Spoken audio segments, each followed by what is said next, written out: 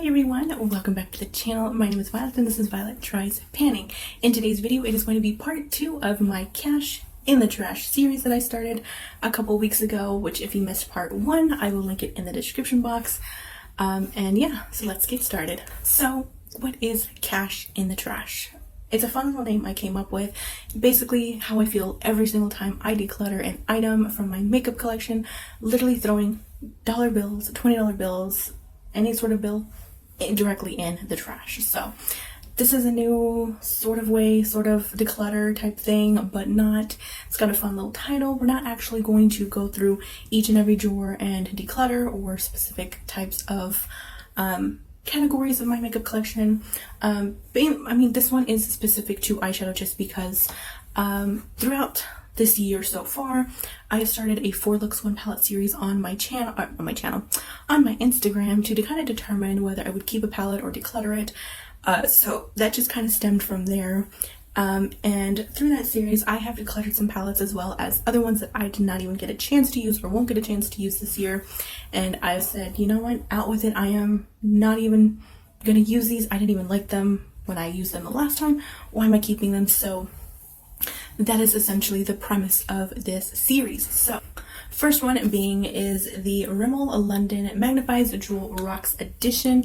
I have another one which is the Spice version. It's supposed to be a dupe of the Urban Decay. It's, what is it? On the top of my head I can see it, but I don't remember the name of it. I will probably pop a picture of it here, but I love that one better because this one has no mattes. It has basically 2 mattes in this entire 12 pan palette.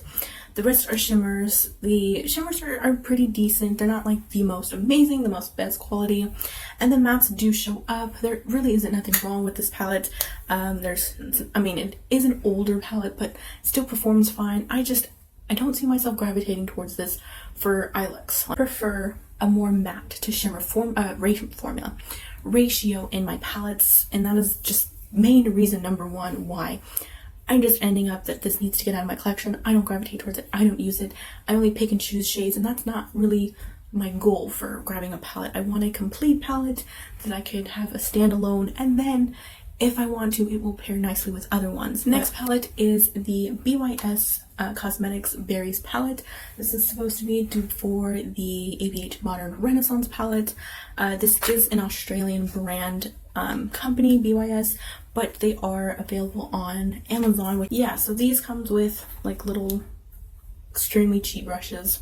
The palette layout is pretty.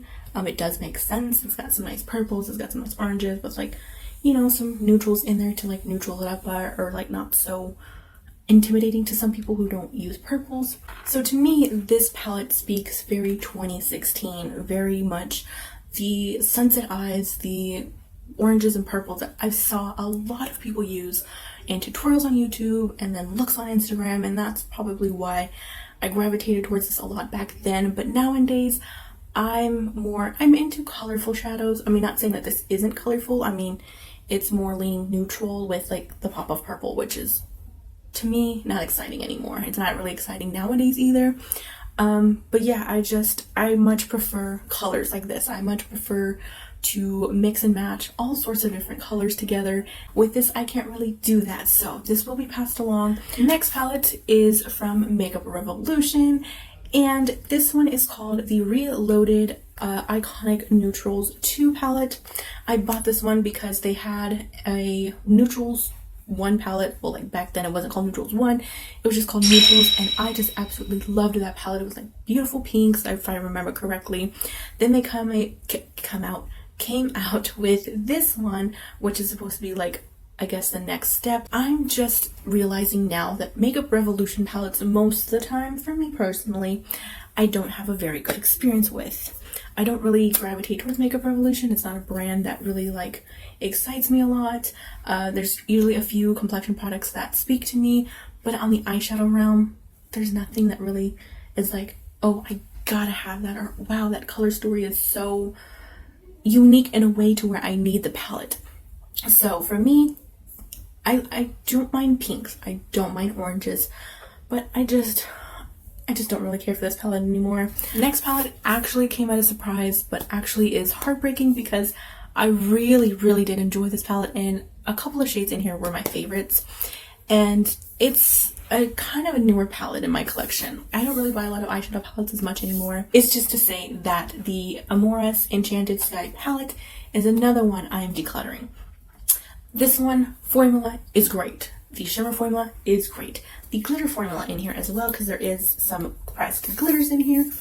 Everything about this palette is great. It is beautiful. It is just so interesting with all these sort of different colors and different ways to go with this palette. And every single look I created provided something completely different. The only thing is that the last time I used this was probably back in February. I had some sort of like eye reaction or eye infection sort of thing from this, because this was the last thing that I had used. So I was just forced to declutter it for that reason. I said, I'm not going to risk it again. I am not going to go through that. I am just going to learn my lesson, pass it along. And the last palette is one that I am probably the happiest to get rid of, because while it seemed perfect in the moment and it seemed perfect in my collection because it fit a purpose, it fit a reason, it wasn't something that I had in my collection. This is the Makeup Revolution in collaboration with a drag queen as seen on RuPaul's Drag Race, Alexis Stone. This was her Instinct palette. She came out with this big palette as well as I think two sort of like little 5-pan palettes or so, I think, of like some duochromes or some sort of like shimmer shades. I wish I had gotten those rather than this. Is the palette. Now, in theory, we look at it, yes, it provided my colorful matte shadows that I need. But my thing is, a lot of these look so similar to one another that this whole big palette did not need to be made. I get the concept of going from pastel to darker. It kind of reminds me of Blend Bunny, except done on a wish scale. That's literally how it feels. The pastels, they showed up, these showed up, everything here showed up. But the thing is that these two reds, they look pretty similar. This looks like a true, like, bright cherry red. This one was a pinky red. Some of these grays looked very similar. This was not really a blue. These were sort of on the like greenish blue side. The greens were also on a green blue tone. This black wasn't really pigmented enough for me. This blue wasn't really a dark blue that I needed. The only real like sections that I gravitated towards a lot was the yellows, the pinks, and the purples, because they actually provided some sort of depth and pigment to them, and the looks I created with those interests me way more than the entire palette as a whole. That is everything I'd want to talk about in this video. Let me know if you like the series. Is it something to continue? Just any feedback in the comments down below. I would love to hear from you. And as always, have a good rest of your day and or night, and I will see you in the next one. Bye bye, guys.